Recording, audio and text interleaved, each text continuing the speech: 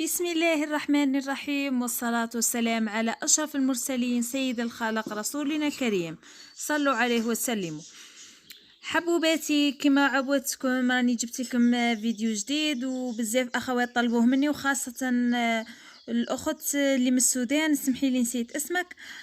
المهم هذا الفيديو بزاف بنات طلبوه، راني ولا لبيت طلبكم ان شاء الله، وجبت لكم نصائح مليحة ان شاء الله تكونوا مستفادين منهم. برك تفاعلوا مع القناه، تفاعل مات خلاص. اذا قبل كنت نقول لكم تفاعل راه نقص، هذه المره راني نقول لكم مات، ما على باليش. على هذه رجاء راني نطلب منكم البنات تتفاعلوا، تكثروا ملي جامع الفيديو باش تطلع القناه ويشوفوها بزاف بنات، وبارطاجوا بزاف باش نحس روحي راني نفيد فيكم، ما نحس روحي اني نهدر وحدي في هذه لاشين، ما كان حتى وحده تهتم. اذا ما كنتش مهتمين اسمحوا لي البنات، واسمحوا لي البنات بزاف بزاف بزاف على التاخير. على بالي راني مفرطه فيكم، راني غبت عليكم فتره طويله. سمحوا لي، كانوا عندي ظروف اللي ما قدرتش اصلا نتواصل معاكم في اليوتيوب. راح لي الحساب من بعد اخترقت القناه، راح لي الموت باس تاعها، بالسيف لا رجعتها. ان شاء الله حنوناتي تكونوا في المستوى باش نكون انا معاكم في المستوى. ويلا نبداو بدون اطاله.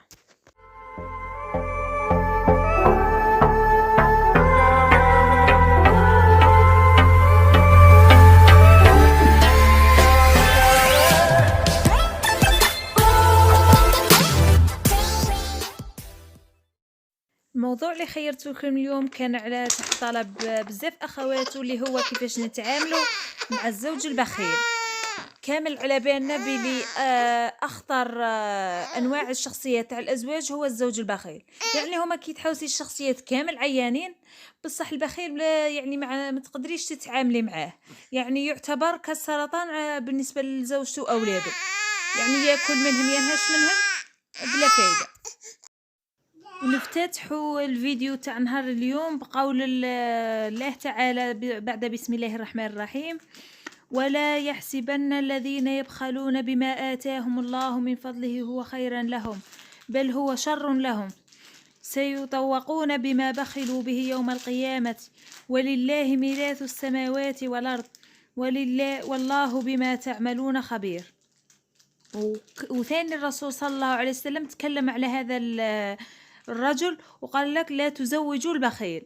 يعني بما أنه ربي يتكلم عن البخل والنبي صلى الله عليه وسلم تكلم عن البخل، معناتها يعني شخص لا يعاشر.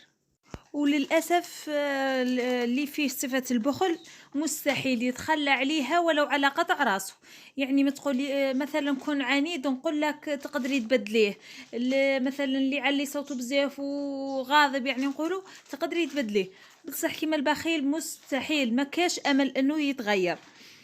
ومهما ويعني مع مرور الوقت راكي راح تكرهي، حتى راكي تصبري عليه تصبري، بصح راكي تاكدي بلي راكي تاذي في نفسك قبل ما تاذي الاولاد لك راح تجيبيه مع هذا الانسان. نبداو باول حاجه واللي هي صفات الزوج البخيل. على بالي كامل تقولوا لي باللي البخل صفه ما يقدرش يعني يخفيها الانسان، يعني حتى وينكر ولا يقول لك انا ماشي بخيل والله ما تقدرش تخبى. بصح كاين لي علامات يعني كي تبان على هذاك الانسان تعرفيه باللي بخيل، سواء امراه ولا راجل، ماشي نحكي غير الزوج، كاين زوجات لي بخيلات. اول حاجه على مدار الساعه يتهمك انك انسانه ماديه وانك انسانه مسرفه. جامي يغلط وينسى الصرف، سواء في الدار سواء في لبستو سواء في خدمته، يعني تلقايه يموت على الصرف. يعني ما تشوفيهش ابدا الدراهم اللي في جيبو، ماشي نحكي لك على الدراهم الكبار، انا نهضروا على الصرف كما يقولوها اصحابنا السوريين، البخشيش. ثالث حاجه ما يحبش ياكل برا، سواء يعني انت اللي دعيتيه به يفطر معاك في هذيك الريستورو ولا بيتزيريا ولا هو مستحيل انساها من عنده. اما حتى وتدعيه انتيا والحساب على عفوا لو خلاص عليك، ما راحش يقبل، ما يحبش هذه الفكره، يقول لك تبذير برك. نقطه اخرى، مثلا كي تروحوا ضياف والله ما يحبش يدي معاه في يده، يعني حاجه كما احنا نقولوا ما يعني يشري حاجة كي نولّو رايحين ضياف، والله أي إنسان كي يولي رايح ضيف لواحد يحب يديه حاجة فيديه، هو على العام فارغ اليدين، يقول لك ما عنديش دراهم، يقول لك حانوت مغلوق، المهم يدير لك ألف سبة وسبة باه ما يجيبلكش باه ما يديش معاه حاجة في يديه، ويتجنب إنه يحضر بزاف المناسبات والأعراس وهكذا باش ما يتوّهش وما يخرّجش l'essentiel ما يحبش يخرّج دراهم. وإذا فات منه وعطاك دراهم راح يحاسبك عليهم بالمليم، يعني واش درتي بيهم، واش شريتي، واش ما شريتيش، واش رجعتي، واش بقى معاك، ويعني أي حاجة راح تنفقيها راح يدير لك ليستة عليها ويقيمها لك. ودايما إذا تطلبي منه مثلا دراهم ولا تقولوا عندي واجب ولا راني رايحة ضيفة ولا يتحجج لك بالنسيان ولا يتحجج لك يعني بأي حجة ما عنديش ماشي واجدين إلى آخره. وآخر صفة نقدر نعطيها لك إنه كي تكوني حابة تشري حاجة والّا على العامل الكلمة اللي في فمو يقول لك هذه كماليات ماشي أساسية نقدروا نستغناو عليها، إذا لقيتِ كامل هذو الصفات فيه والّا بعض الصفات فيه اعرفي باللي راكِ تسوفري مع إنسان من نوع البخيل من الطراز الأول، هذه هي البنات، ودوكا نجوزو كيفاش تتعاملي مع هذا الإنسان.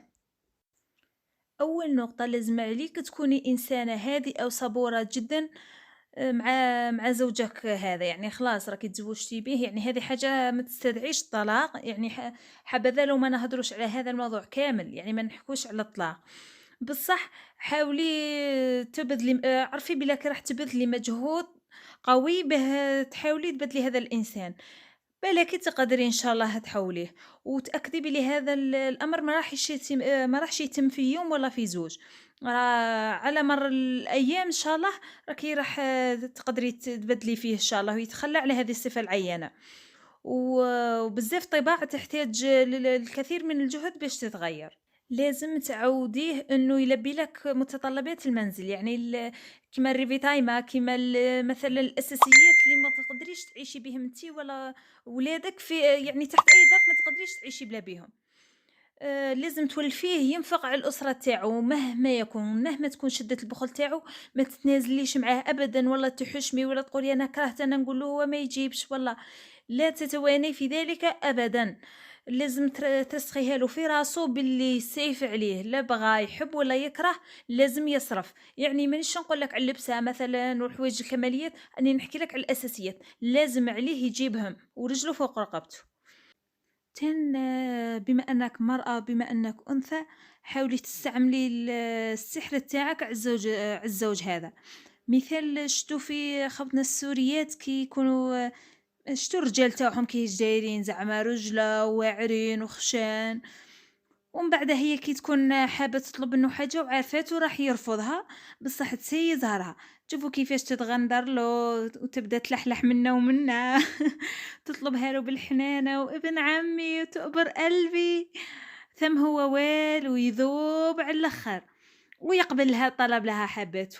والله يا البنات غير طريقة فعالة فعالة خاصة إذا كان راجلك ماشي من الجور اللي كيما نقولوا عنيد بزاف، إذا كان ماشي عنيد بزاف راه ساهل ثم يعني تبدلي له رايو وتقنعيه حتى كيما نقولوا راه بخيل بصح بالحنانة تاعك هذيك والحب تاعك راكي راح تخليه يحن يعني ويزل شوية من هذاك البخل تاعو.